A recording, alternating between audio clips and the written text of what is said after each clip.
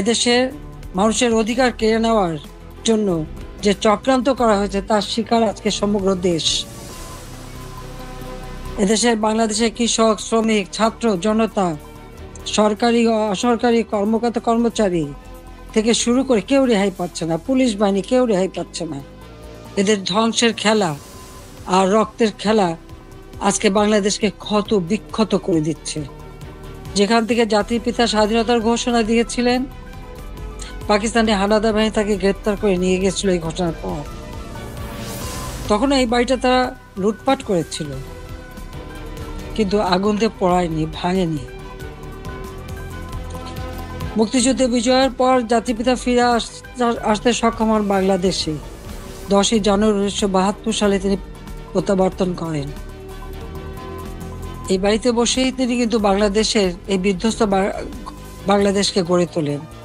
রাষ্ট্রপতি হিসেবে তিনি কিন্তু রাষ্ট্রপতি ভবনে থাকেননি, বা প্রধানমন্ত্রী হিসেবে প্রধানমন্ত্রী ভবনে থাকেননি। এই ছোট বাড়িটা, যে বাড়িটা আমার মা অনেক কষ্ট করে প্রতিটি ইট নিজের হাতে এই বাড়িটা গড়ে তুলেছিলেন। আমাদের মুক্তিযুদ্ধের ইতিহাস, আমাদের গৌরবের ইতিহাস, আমাদের বিজয়ের ইতিহাস, এই ইতিহাসকে মুছে ফেলতে পারবে না। আমি জানি এটা মুছে ফেলার চেষ্টা হচ্ছে, সংবিধানকে ধ্বংস করা, জাতীয় পতাকা ধ্বংস করা, অনেক চেষ্টাই করা হয়েছে। কিন্তু লাখো শহীদের রক্তের বিনিময়ে যে পতাকা পেয়েছি, যে সংবিধান পেয়েছি, যে স্বাধীনতা পেয়েছি, তা ওই কয়েকজন বুলডোজার দিয়ে ভেঙে ঘুরিয়ে দেবে এ শক্তি তাদের হয়নি এখনো। এটা তাদের দুর্বলতার প্রকাশ। তারা একটা দালান ভাঙতে পারে, কিন্তু ইতিহাসকে তারা ধ্বংস করতে পারে না। ইতিহাস কিন্তু তার প্রতিশোধ নেয়, এটাও তাদের মনে রাখতে হবে। একবার মুছে ফেলা হয়েছিল 75-এর পর, এরপরে আবার এখন শুরু।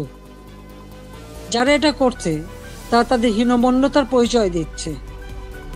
তাদের কাছে বোধহয় বাংলাদেশের স্বাধীনতাটা পছন্দ হয় না, ওই পাকিস্তানিদের মানে অধীনে থাকা আর তাদের পদলেহন করাটাই তাদের বোধহয় পছন্দ। আজকে অন্তত আমরা বলতে পারি, জাতির পিতা স্বাধীনতার পর যুদ্ধ বিধ্বস্ত দেশ যখন গড়ে তোলেন, তখনও কিন্তু ছাত্রছাত্রীদের বিনামূল্যে বই দিতেন। ব্যাংকের ম্যানেজারের পদ 6,000 টাকা বেতনের চাকরি 90 সালে পেয়েছিলেন।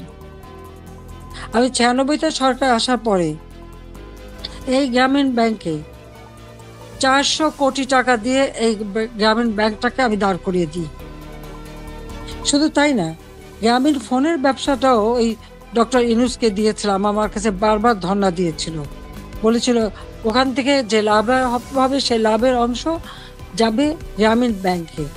তা কিন্তু যায়নি, বরং এগুলি বেচেই খেয়েছে, মানি লন্ডারিং করেছে, দুর্নীতি করেছে, এবং তার ক্ষমতার লোভ আজকে বাংলাদেশকে ধ্বংসের দিকে নিয়ে এসেছে। একটি মানুষের ক্ষমতার লোভ বাংলাদেশকে জ্বালিয়ে পুড়ে ছারখার করে দিচ্ছে। তার মধ্যে কি এতটুকু মনুষ্যত্ব বোধ নেই, কৃতজ্ঞতা বোধ নেই? যেই তার উপকার করে তার উপরেই, তার মাথায় আঘাতটা করতে হবে কেন? ক্ষুদ্র ঋণ আন্তর্জাতিকভাবে স্বীকৃত ছিল না। এই ডক্টর ইউনূসেরই অনুরোধে আমি নিজে তার সম্মেলনে উপস্থিত হই, যেখানে স্পেনের রানী কুইন সোফিয়া এবং হিলারি ক্লিন্টন তারা উপস্থিত হন। আমি উপস্থিত ছিলাম বলে প্রধানমন্ত্রী হিসেবে, এবং ক্ষুদ্র ঋণ জাতিসংঘে যাতে স্বীকৃতি পায় সে ব্যবস্থাও আমি করেছিলাম।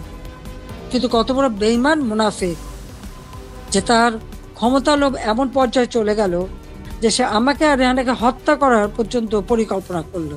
আপনারা দেখেছেন গত সেপ্টেম্বর মাসে জাতিসংঘ যখন যায়, সেখানে বিল ক্লিন্টন ফাউন্ডেশনে দাঁড়িয়ে ইউনূস সাহেব কি বক্তৃতা দিলেন যে এই আন্দোলন, কোটা আন্দোলন, এটা কোনো ছাত্র জনতার আন্দোলন ছিল না, এটা ছিল তার মেটিকুলাসলি ডিজাইনড আন্দোলন, যা তার মাস্টার মাইন্ডের মাধ্যমে করা।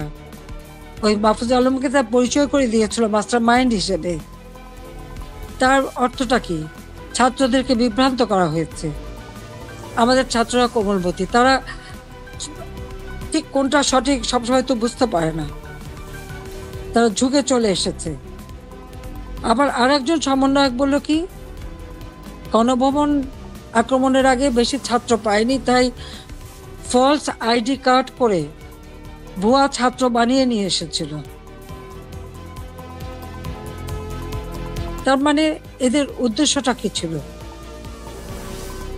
আমি আজকে জাতির কাছে এটা জানতে চাই, এবং জাতির কাছে আমি বলবো, 15ই আগস্ট আমরা 2 বোন বেঁচে গিয়েছিলাম, এটাই কি আমাদের অপরাধ? বাবা মা ভাই সব হারিয়েছিলাম, সব হারিয়েও সেই শোক ব্যথা বুকে নিয়েও ফিরে এসেছি বাংলাদেশের মানুষের কাছে। কেন? আমি দেখেছি একটার পর একটা কূপ হচ্ছে।